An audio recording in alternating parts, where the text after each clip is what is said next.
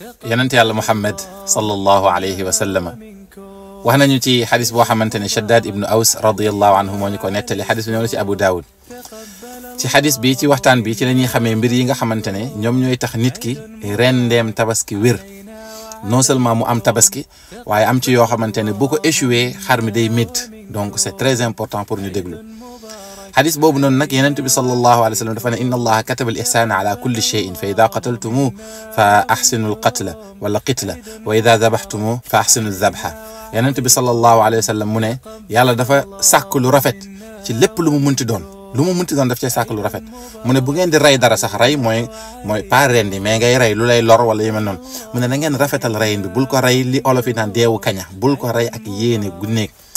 waaye mu ne booy rendi sax na nga rafetal rendi gi mu ne ku nekk ci yéen na noppal gàtt gi muy rendi te na ñawal paaka bi pour mu noppal ko na ñawal paaka bi Omar ibn al-Khattab radiyallahu anhu romb na benn nit te benn gàtt di ko ñoddi pour dem rendi ko Omar dóor ko yat ci bopp rël ne ko laa umma lak yow de maanaam xas la daal ne ko suqha ila al mawti sawqan jamila xëcc ko yóbbu ko ci dee xëccin wu rafet parce que loolu mooy l'islam léegi nag dafa am ay mbir d'abord ci kii rendi il faut mu nekk jullit kon même bu fekkee ne yow mënoo rendi bay uti boucher xoolal boucher bi d'abord ndax jullit la il faut mu nekk ku am xel il faut mu nekk ku majeur ñett yi condition la ci ki nga xamante ne dafay rendi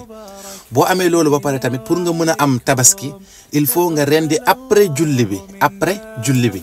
am na sax ñuy wax ne il faut imam rendi ba pare waaye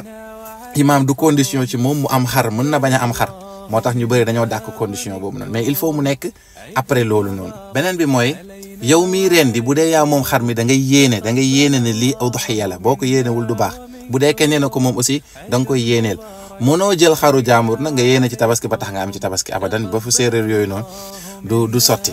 dégg nga beneen bi mooy xar mi ci boppam il faut mu mucc maanaam mu deñ ci ñeenti ayib yii moom bu ci amee rek du baax mooy il faut xar mi lu mu dee mu am 6 mois jëm kaw maanaam fokk na il faut xar mi fekk amul feebar bu fës bu ñuy xàmmee il faut fekk xar mi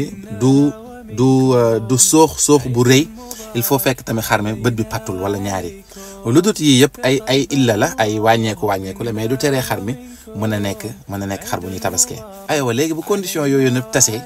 xar mi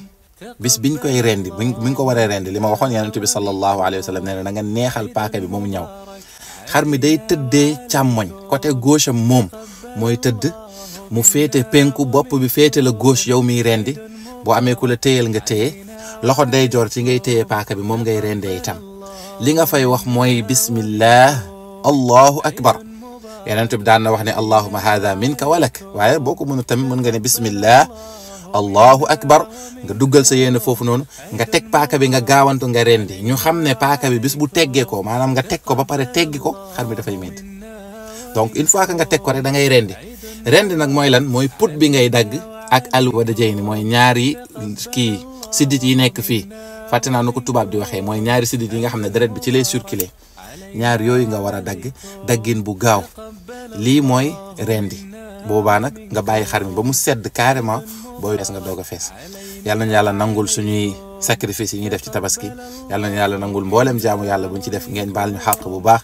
baal nañ leen yàlla ñu yàlla boole baal may ñu fekk at yu bëri ànd ak yokkute ci zahir ak ci batin bi jaahi rasulillah aidun mubarak